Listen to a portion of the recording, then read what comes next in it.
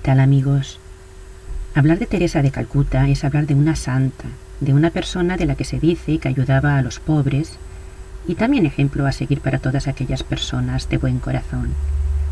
Pero como suele suceder, las cosas no son siempre lo que parecen, y este es el caso de esta mujer, tal y como pretendo demostrar a continuación. De origen albanés y nacida en 1910, recibió el nombre de Hermana Teresa tras su ingreso en 1928 en el Instituto de la Bienaventurada Virgen María en Irlanda. Para aquellas personas que aún no lo sepan, la llamada Virgen, con cualquiera de sus nombres, como el de la Virgen María, por ejemplo, no hace alusión a la Madre de Jesús, de la que nada se sabe, y mucho menos que tuviera poderes sobrenaturales, como nos han hecho creer. No.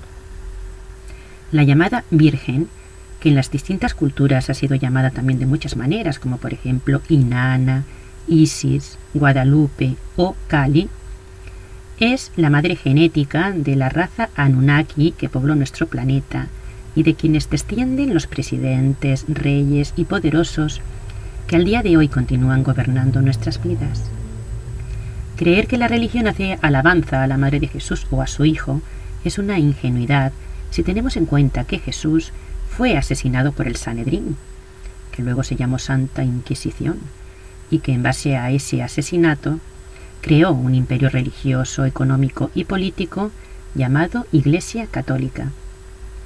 Por lo que podemos deducir que las personas beatificadas por la Iglesia, como es el caso de Teresa, no lo han sido por ser ejemplo de bondad o de amor a los demás, sino por haber prestado servicios a un imperio del mal que se encuentra extendido por todo el planeta y que también está detrás del tráfico de drogas, de la prostitución, del tráfico de armas o de los abusos a niños, algo en lo que Teresa estuvo muy involucrada.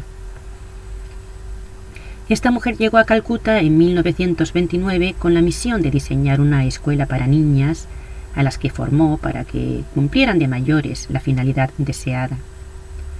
Su santuario de Calcuta, una casa de moribundos, se inauguró en 1952 tras haber recibido la autorización del Papa de recoger a pobres y enfermos de las calles. Este santuario se construyó sobre un antiguo templo hindú dedicado a la diosa Kali. Kali, la diosa de la destrucción y de la muerte, que es la patrona de la ciudad de Calcuta, y además considerada la diosa más sanguinaria del hinduismo. El nombre de Kali proviene de la palabra sánscrita Kala, que significa oscuridad. En su cuello porta un collar de cabezas humanas, víctimas de su odio, y por miles de años los hindúes han derramado sangre humana a esta diosa y lo siguen haciendo. Aunque a la vista de todos, en el templo de Kali se sacrifican solo chivos negros. En la entrada de este templo hay un cuadrilátero donde se llevan a cabo los sacrificios y en donde los animales a sacrificar son entregados a los sacerdotes, que los amarran a una piedra y los desangran. La sangre, que sale a chorros manchando el suelo, es derramada también por los sacerdotes sobre los cuerpos de los devotos. Es, hablando claro, una puerta al infierno. Hay que recordar que hasta hace pocos años las viudas en la India eran sacrificadas a la vista de todos en piras funerarias para que acompañaran al más allá a sus difuntos maridos. Pues bien, en la misma cuadra y a tan solo unos metros de la puerta de Kali se encuentra el santuario de Teresa, un lugar compuesto de camas por todos lados, en el suelo, con colchonetas de plástico y sin sábanas, en donde yacían los cuerpos flacos de las personas que esperaban la muerte. Estos moribundos eran recogidos de las calles por los voluntarios y colocados en esas camas para que murieran allí. A este lugar también acudían personas que estaban enfermas y que deseaban ser curadas, pero era un lugar de austeridad absoluta en donde no debía haber ningún tipo ni de comodidad ni de modernidad, porque Teresa practicaba una sistemática violación de los derechos humanos, aparte de una estafa financiera de proporciones monumentales y criminales.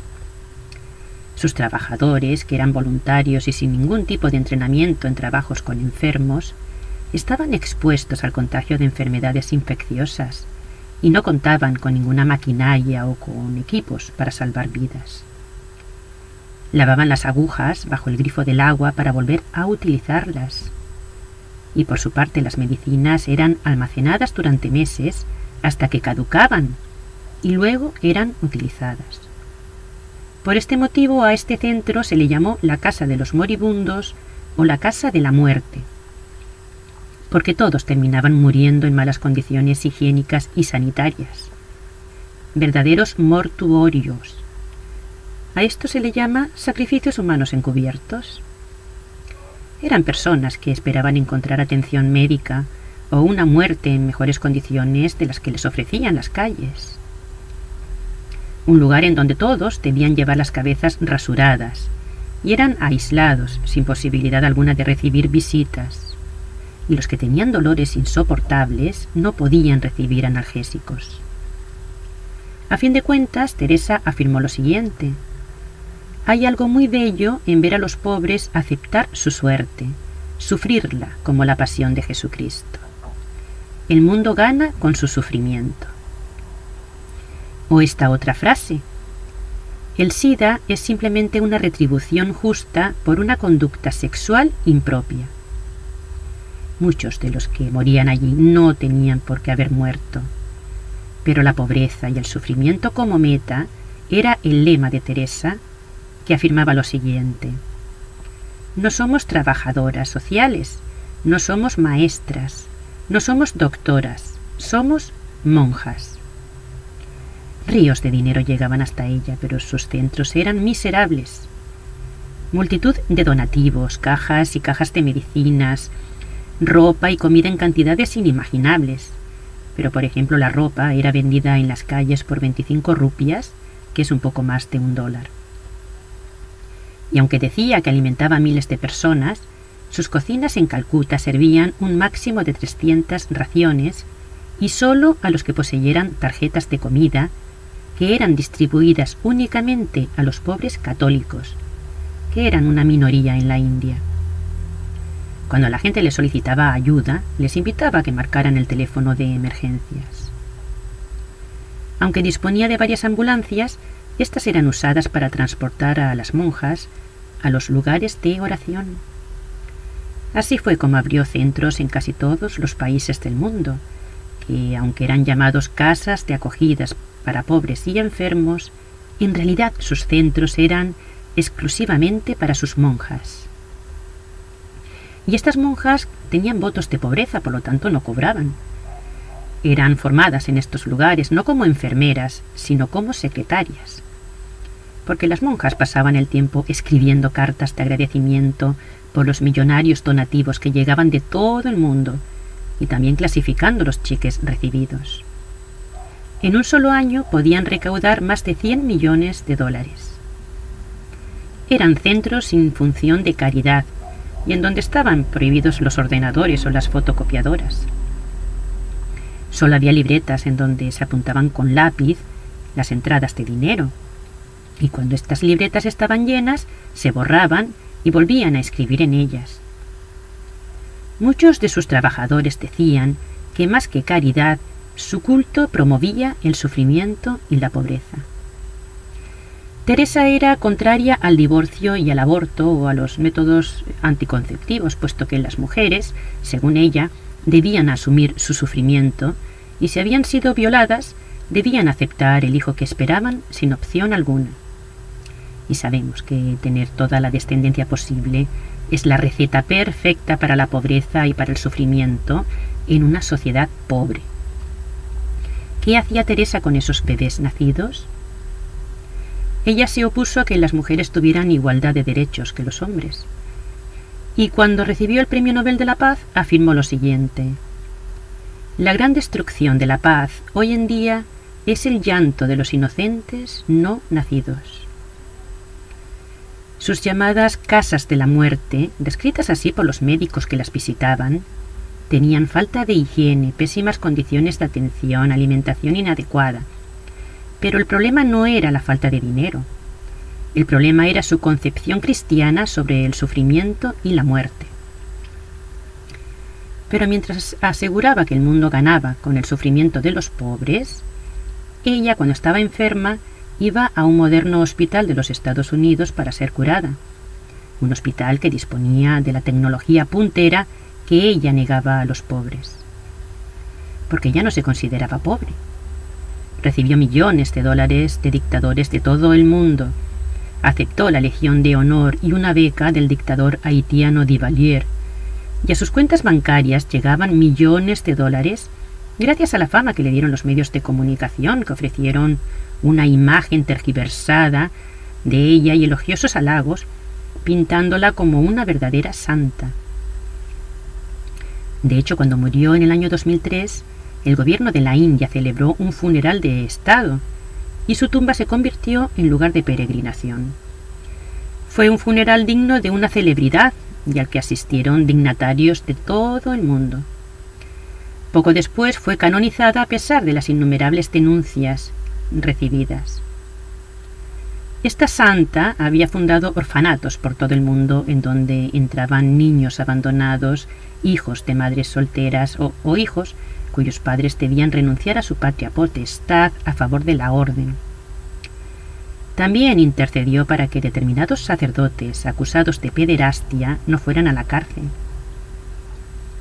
Porque todo el dinero que amasó y que sigue recibiendo su orden después de muerta va a cuentas del Vaticano y sirve para financiar los negocios sucios del Vaticano, que maneja más de 40.000 cuentas de diócesis, órdenes y asociaciones católicas. Y los orfanatos católicos fueron y son lugares de miedo, de abandono y de abusos sexuales.